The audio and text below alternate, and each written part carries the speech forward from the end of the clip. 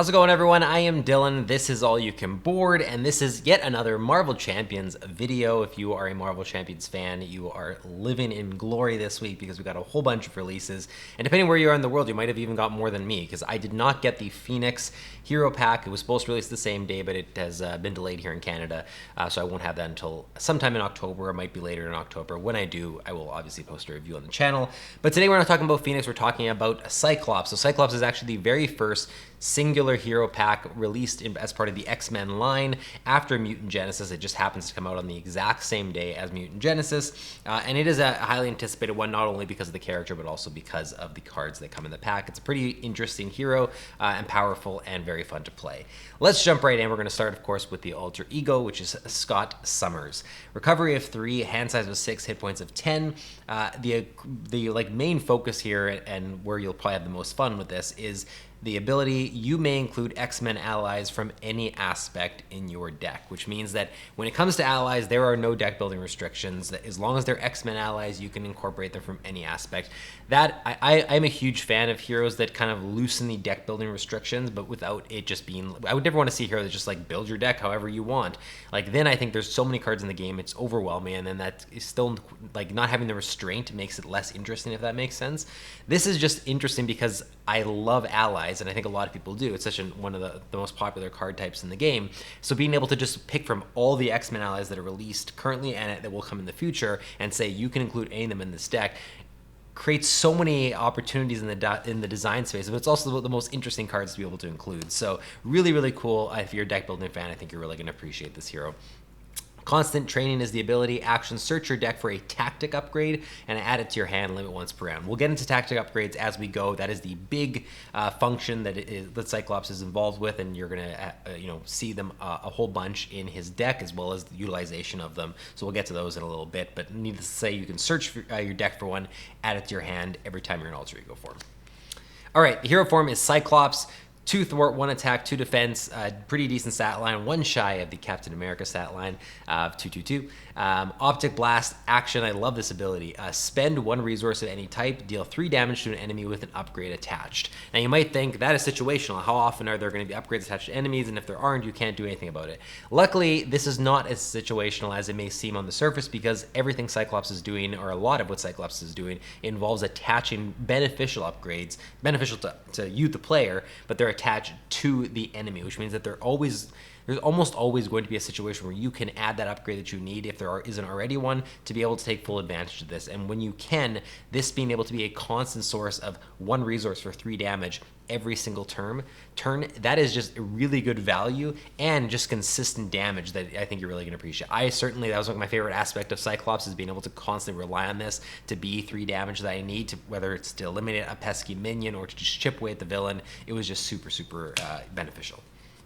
Okay, the signature ally is a Phoenix. So Phoenix is a 3 cost, 3 health ally with 2 thwart and 2 attack. Pretty solid stat line across the board. Response here: after Phoenix enters play, choose a Cyclops card in your discard pile and add it to your hand. So it's kind of like a limited draw mechanic. And so if you look at it as, like, let's just say, for instance, that it was just a draw, looking at it as 3 cost, 3 health, 2/2 draw card, really solid card with just that as its ability. Yes, it's just shy of drawing a card, but your Cyclops cards, and your hero cards in general, tend to be some of the more powerful cards in your deck. So being able to target one of those specifically is really good. The only thing here is that if you get Phoenix early in the game where there's not a lot of cards in your discard pile, you may have to either not be able to grab a card, or not one that's really beneficial to you. So Phoenix is kind of beneficial, or better I should say, later in the game, but when you can actually hit that card that you really want from your discard pile, having it just be a really good draw effect for a really powerful card while getting a pretty solid stat line ally in play, it's just a really good trade-off. Okay, Ruby Quartz Visor.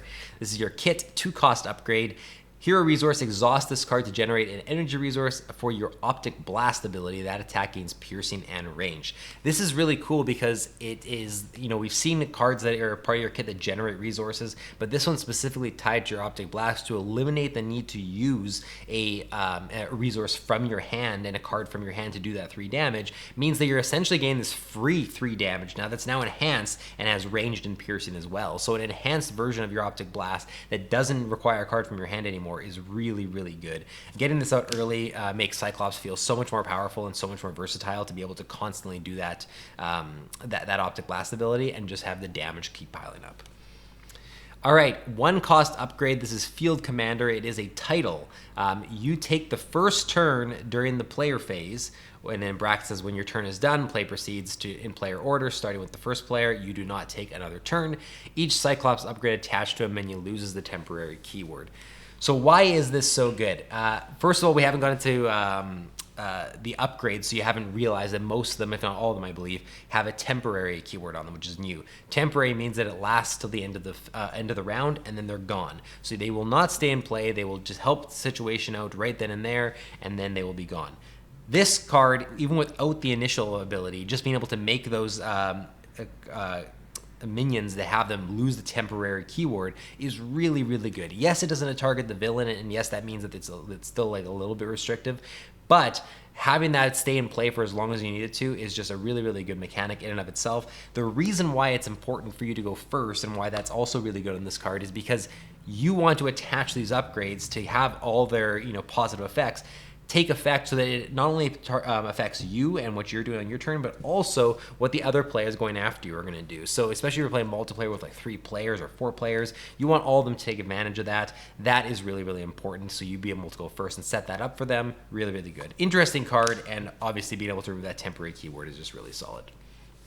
All right, and then we got 2 copies of Exploit Weakness. This is another 1 cost upgrade. This is your first tactic. Attached to an enemy, max 1 per enemy. Temporary, increase the amount of damage attached to enemy takes from each attack by 1. So again, you're just attaching this to the enemy for a single resource cost, and they are taking an additional 1 damage on every attack that comes to them. If you're able to do multiple attacks, or again, if all your allies or all the other players that you're playing with are going to go after you, and this is going to stay in play, being able to have that keep triggering and get that additional damage, that could end up racking up to a large amount that you've now had to go through to the enemy with Exploit Weakness being in play. So really solid tactic card. Obviously there's other great reasons you want to have tactic cards in play because of the upgrade mechanic of Optic Blast, things like that, but just the inherent ability here is also really good.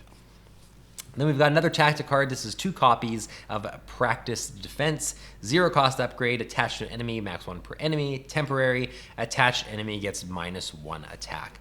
Again, this is one that you probably want to put into play near the end of your phase, or at some point where it's going to kind of carry over to the villain phase and give them a -1 attack for everything they're going to be doing towards you. It's great to be able to kind of do your turn, have this cost 0, set it up onto them, and then be able to know you're going to mitigate everything coming towards you. Cyclops has a lot of versatility that way to not only just be doing an attack, but also to mitigate damage coming in. The tactic cards are really useful that way, even when they're not, specifically tied to something that says if there's an upgrade on this hero. Just their abilities in general are really good. And again, imagine removing the temporary keyword, adding more flexibility that way as well with Field Commander. Lots of flexibility, lots of cool stuff going on with the Cyclops cards, and Practice Defense is a really cool tactic one.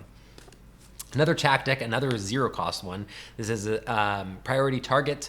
Attached to an enemy, again, temporary, max 1 per enemy. Interrupt. When attached enemy is defeated, the player who defeated it draws 2 cards. This might have been my favorite tactic card, to be honest, because you can, as long as there's a minion in play, and usually the minions are easier to defeat. I mean, you can get nasty ones. Maybe you don't want to attach this to Juggernaut or something.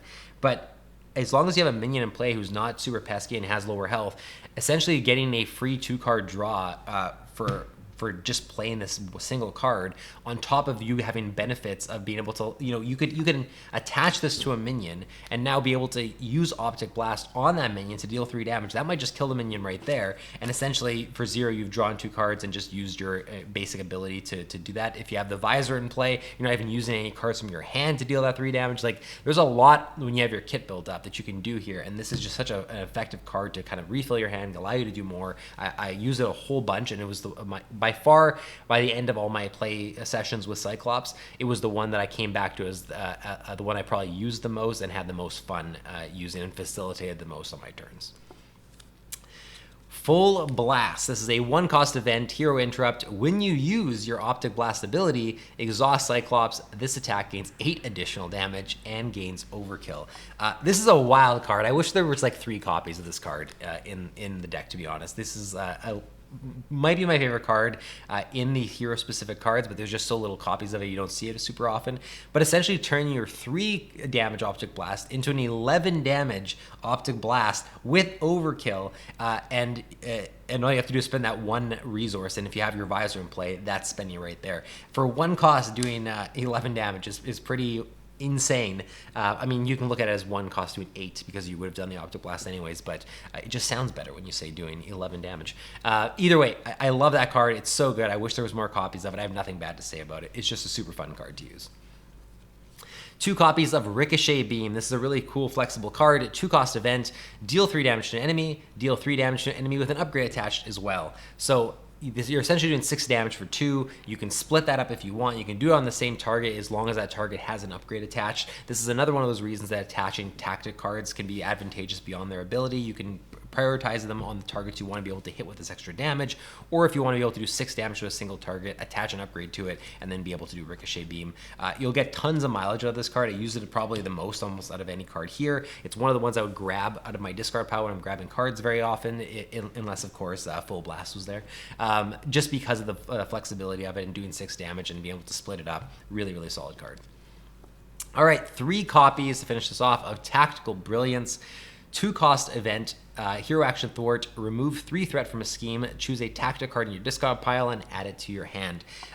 3 threat for 2 is nothing to, to really write home about. It's not a huge amount, but that's sort of just the added benefit of this card. It's almost the secondary effect. The primary, I mean, I shouldn't say it's a secondary effect. If that wasn't there, you almost wouldn't want to play this card. But being able to grab a tactic card in addition to removing 3 threat from your discard pile and add it to your hand, not only is that going to be a card that you can then play this turn that might allow you to do an Optic Blast, which might allow you to use some of your other cards, might hinder the enemy, but it's also just an extra card in your hand if you need a resource. Sometimes you're like 1 card shy of being able to pay for something. In that way, you can almost just look at Tactical Brilliance as generating you a resource. So it has that flexibility. There's 3 copies of it. You're going to see a bunch of it, and it gives Cyclops an inherent way to deal with threat while still doing what he does best with these upgrades and tactics. Just a really solid card all around. All right, we're going to get into the allies now. Now, this is a leadership deck, but of course, because of his deck building, unique deck building situation, you're going to see allies from every single aspect here. So just remember that these are leadership cards, but there are going to be some non-leadership cards. First one is a leadership ally, and it's Beast. 4 cost ally, 3 health, 2 thwart, 2 attack. After Beast enters play, search your deck and discard pile for a resource card and add it to your hand. This is an interesting card that I never quite, I think, got to experience its full potential in the games I played. Ideally, what you want to do here is 4 is obviously an expensive cost for an ally in the game, and usually there has to be an ability to sort of offset that. You're not getting an ability or a stat line here that really fully justifies a 4 cost here. However, if you're able to play Beast, if you have enough cards in your hand to play Beast, and then you can go grab like a Strength or Genius card or something like that from your discard pile, if you're getting 2 resources back, you can almost look at Beast having been a 2-cost ally with an amazing stat line health at that point. It's not quite that way because you're giving up cards in your hand to get a resource card that you're hopefully then going to be able to use with whatever's left in your hand. So it's not quite that efficient as the way I'm making it sound, or maybe the way I thought it was when I first previewed it in the preview article. But when you hit and you have the right circumstance where you're able to utilize that to its full potential, maximize your hand, get Beast into play for essentially cheaper, it feels really good. That situation just didn't quite arise as often as I was hoping, and often I'd end up not being able to play Beast and saying, well, I'd love to, but I got to play this instead, or I got to do this instead, so I'm just going to use Beast as a resource, whatever. With deck building and using some of the other cards we've seen come in that affect X-Men allies and cheat them out, things like that, there's way more possibilities with Beast, but just based on this deck in particular, it was just a little bit tougher to play. All right, then we've got the Aggression Ally. This is Dust.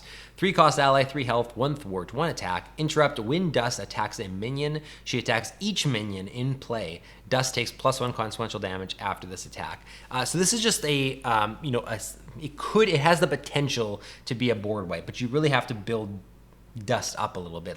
And the good thing is that we're getting all these attachment cards for allies in the X-Men line, as well as there already being some in the game previously, that if you can power up Dust's attack and be able to have that dish out across everything that's on the board, then taking the extra consequential damage and still being able to have Dust be a blocker after is really, really good. 1 damage across everything can be really good. Depends what minions are in play. Depends if there's like, you know, tough status cards in play, things like that. So that still is the possibility to be really good, but I think Dust is fully realized when you're able to play Dust in a deck where you're able to power up that ally a little bit. Then we've got Rockslide. This is a really simple ally, 4 cost, 6 health, 1 thwart, 3 attack, 2 consequential damage on the attack, retaliate 1. So the idea here is you want Rockslide to survive a whole bunch of hits, so the retaliate keeps taking effect. You have 6 health, so you should be able to get a couple blocks in at least, which is really, really good. You have the 3 attack as well, so you can dish out some decent damage if you need, and you're able to kind of sacrifice the health to do that. It's a solid protection ally. It's hard to say, honestly, with like, I think I got Rockslide to the table once in the times I was playing with Cyclops. I'd be interested to see Rockslide in a protection build hero, you know, supported more of the protection cards that are around, maybe even boosting that health further to 9 or something, to see how that ally performs. I don't think it's going to be, you know, one of the top performing protection allies or anything by any means, but I think that at that high health with some retaliate on there and the potential to do 3 damage whenever you want as well, I think there's enough potential there that for 4 costs you could justify it. But again, it's not as tough with 4 cost allies if they don't have a huge impact on the table to justify spending your whole turn playing it. Lastly, we've got Blindfold. This is the Justice ally, 3 cost, 2 health, 2 thwart, 0 attack. The ability here, though, is after Blindfold enters play, look at the top 5 cards of the encounter deck, discard one of those cards, and put the rest back in the same order. This is a really, really useful card, and that's because 5 cards off the top of the encounter deck, with encounter decks usually being pretty nasty already, is a big enough sample size that you're probably going to have at least 1 card in there that really, really sucks. Being able to eliminate that, not have to deal with it, like, you know, whether that be as good a hit as Shadows of the Past and just getting rid of that, or just another card that you're like, if this were to come up, especially because you're putting it back in the same order, you can see when they're coming up.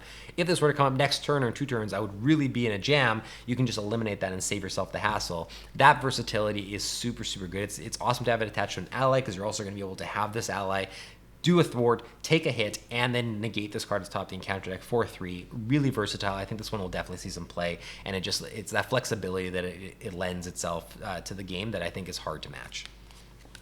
All right, another training card. This is the leadership one, Danger Room Training. 1 cost upgrade attached to an X-Men ally, max 1 training upgrade per ally. Attached ally gets +1 thwart, +1 attack, and +1 hit points. We've seen +3 hit points. We've seen 2 hit points in an attack. Now we're seeing 1s across the board. I really like this one. I think sacrificing the extra hit points to boost both the attack and the thwart is really, really good. It's hard to say it's the best one, even though it affects all the stats, because often with a lot of allies, you either need to boost the thwart or the attack. You don't need to boost both. Like whatever that ally is doing, you know you're going to prioritize one or the other. That's not always the case. Sometimes you want the flexibility to kind of like, you know, go this turn I'm thwarting, this turn I'm attacking, whatever. But often you want to kind of power up one. At that point, I'd rather just do one that boosts 1 by 2 thwart or boosts 1 by 2 attack rather than, or sorry, 1 attack or 1 thwart and get the extra hit point or whatever the case may be. Or if there ends up being one that boosts 1 singular one, like attack or thwart a little bit higher, I'd almost gravitate towards those. However, the versatility here is hard to match. The fact that you're boosting every stat across the board by 1 is just really good, and there are situations in leadership where you're going to want both resources or both attributes boosted. So really, really solid card. All right, coordinated attack, 0 cost, completely opposite end of the spectrum. Attached to a minion, max 1 per minion. Attached ally gets -1 consequential damage when attacking. All right, 0 cost coordinated attack. This is an upgrade attached to a minion, max 1 per minion. Each ally takes -1 consequential damage when attacking attached minion. This is surprisingly good. I shouldn't say surprisingly. It's good when you first read, you can tell. But in practice, it ended up being even better than I thought because like most allies, a lot of them anyways, take 1 consequential damage. And with this card, you're essentially against this target, eliminating all consequential damage, making it so that your allies can just take something out without you even have to really spending your hero or focusing or worrying about like reducing your resources. In this case, essentially the damage they can take. You can just take something out without much consequence. You also have allies that would normally take 2 consequential damage because something about their ability or whatever is more powerful, and now it's basically making that even more powerful by reducing how much you're taking. So it's just really solid. It's not going to last super long, or you're going to target something, deal with it, and then this is going to be gone. But for 0 cost, I mean, how do you go wrong? Like it's cheap, you can get it out easily, and it's going to help you take something out. Really cool card. Then we got another resource card. This is the leadership one. Max 2 per deck. Max 2 per deck. Interrupt. When you spend this card to play an ally, that ally gets +1 thwart and +1 attack until the end of the phase. Out of the resource cards we've seen so far, this might be my favorite and maybe the most powerful, because the other ones will give you an additional damage, and I think the other one was draw a card. Both still really good, but this boosting an ally no matter what this turn with both thwart and attack means that no matter what kind of ally you're playing, you're going to be able to get extra mileage out of them. That could be an additional attack, or an additional damage. That could be an additional thwart. You have that versatility, that flexibility, and the ally being boosted it could benefit in other ways depending on what other cards you're playing that turn. If you're using something that uses their stats, whatever. Really solid card. Really, all the resource cards are solid, but they are all a little bit situational. It's not always going to matter. You might be playing an ally where you're like, yeah, great, I got one extra thwart, I didn't need it, whatever. But just having that flexibility and the fact that they give a wild resource is still really good. Okay, getting into the basic cards. We got our basic ally, which is Angel. 3 cost, 3 health, 1 thwart, 2 attack. It has aerial. If you're a big aerial fan, it's got aerial right off the bat. Reduce the cost to play Angel by 1 if your identity has the mutant or X-Men trait. That's it.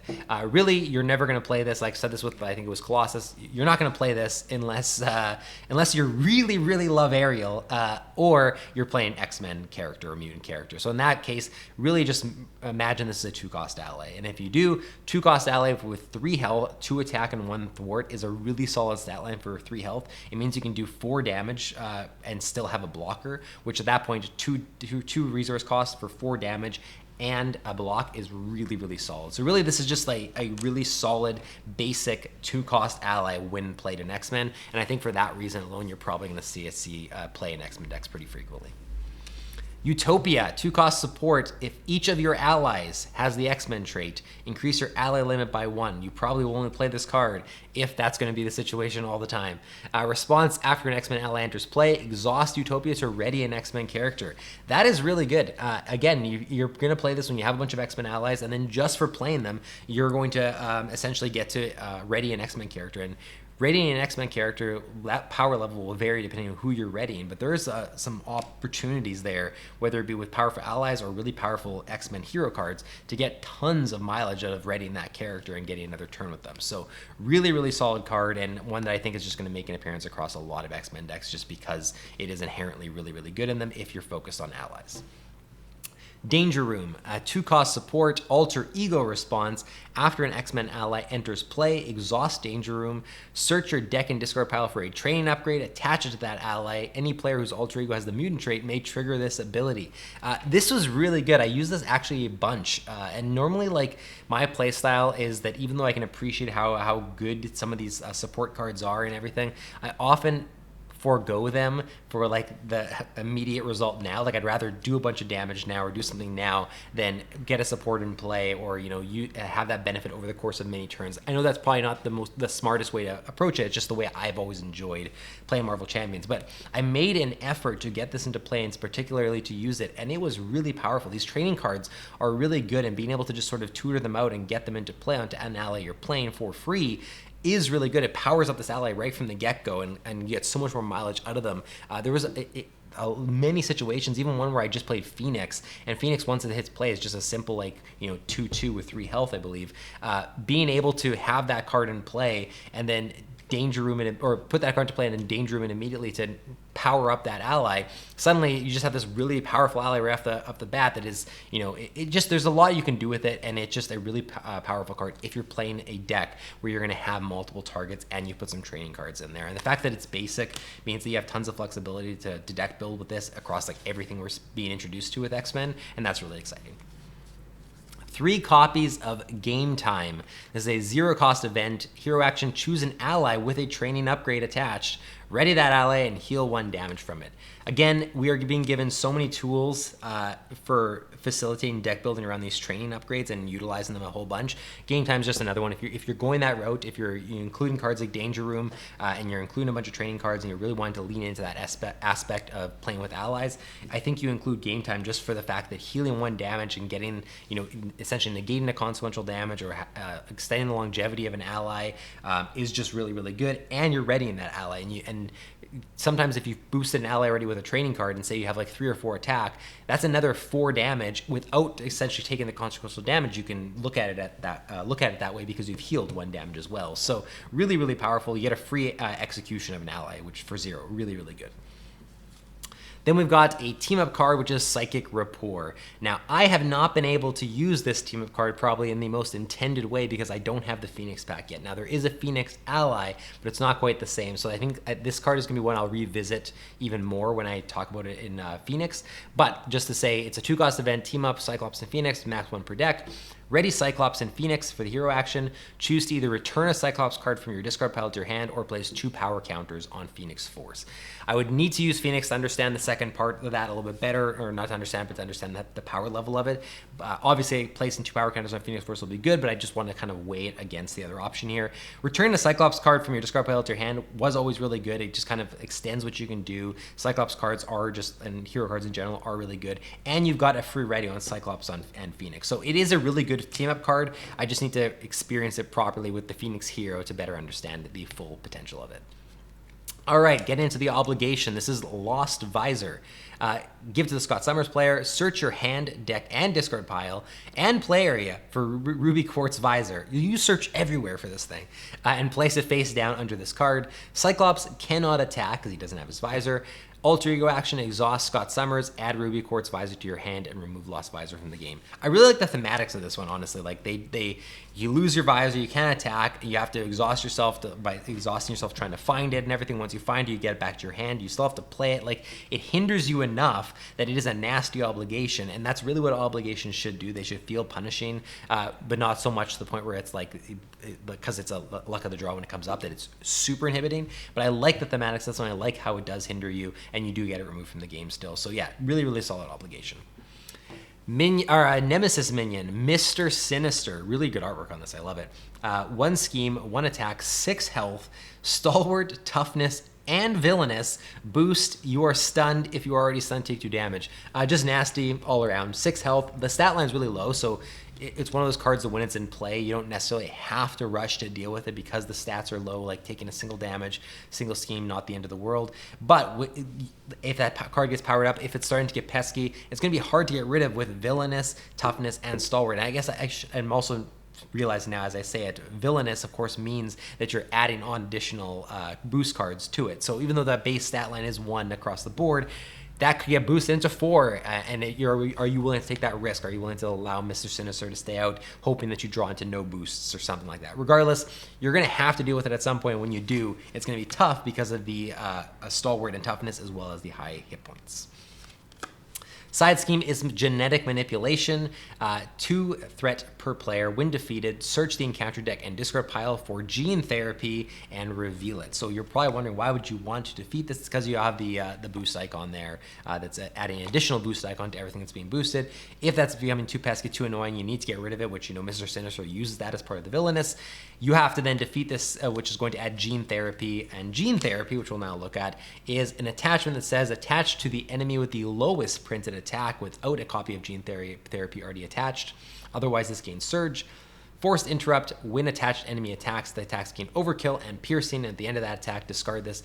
+2 attack is what this attachment gives. So it's just boosting an attack. They get 1 activation with it and it's gone. There are 2 copies of this in the deck, I should have mentioned. But if you happen to not be able to attach it, or it's already attached to that minion, it surges into something else. So you're always going to have something nasty happen from it. Just kind of like a pesky card to deal with. And then, of course, we've got Concussive Force, the treachery. When revealed in Alter Ego, if Mr. Sinister is in play, he schemes, otherwise place 2 threat on the main scheme. When revealed in Hero, if Mr. Sinister is in play, he attacks you, otherwise take 2 damage. So either getting an attack or a scheme from Mr. Sinister, or if you've already gotten rid of Mr. Sinister, you're taking 2 damage or getting 2 threat. So one of those cards that's always going to affect you. One might be worse than the other, but having an effect that always does something to you, and usually in damaging or adding something to the scheme, or a villain activating against you, whatever, is just super nasty and super annoying, and that's the case here. Okay, those are all the main cards in the deck, but as always with these hero packs, we do get a whole bunch of additional cards that you can deck build around, and Cyclops is no different. Cyclops does not have a modular encounter set. We've seen that with a lot of the hero packs recently, but with this, we're getting straight up player cards. If you're a fan of getting more player cards, more deck building opportunities, you'll be excited about this. This is really interesting because every single card included here is 0 cost. 0 cost across the board. I'm always a fan of 0 cost cards because they're free. First one is marked. This is attached to a minion, max 1 per minion. Attacks against attached minion gain overkill. Every attack gains overkill that you're attacking with this. It might seem straightforward, but again, Cyclops specifically can take advantage of these upgrades, and I think that's one of the reasons why you'll see that every card we're talking about here, except for the basic one, attaches to a minion. They're all going to benefit Cyclops in the different builds, different aspects you choose to build around. Next one is Befuddle. Once again, 0 attached to a minion, max 1 per minion.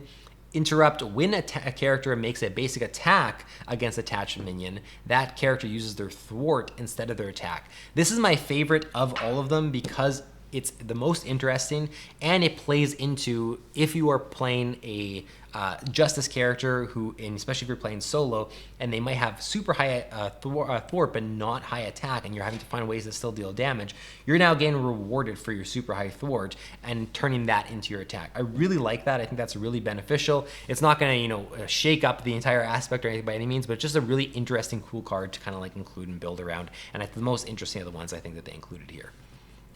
3 copies of Pinned Down. This is the protection one. Once again, 0 cost, attached to a minion, max 1 per minion.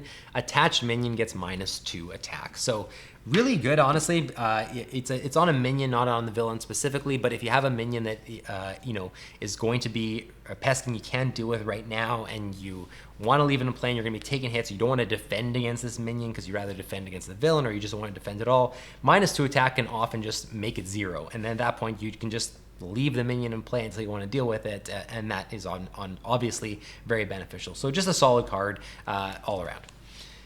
All right, the last one we're going to look at, this is the basic card. This is Honorary X-Men. I believe we had Honorary Avenger, and it's very similar.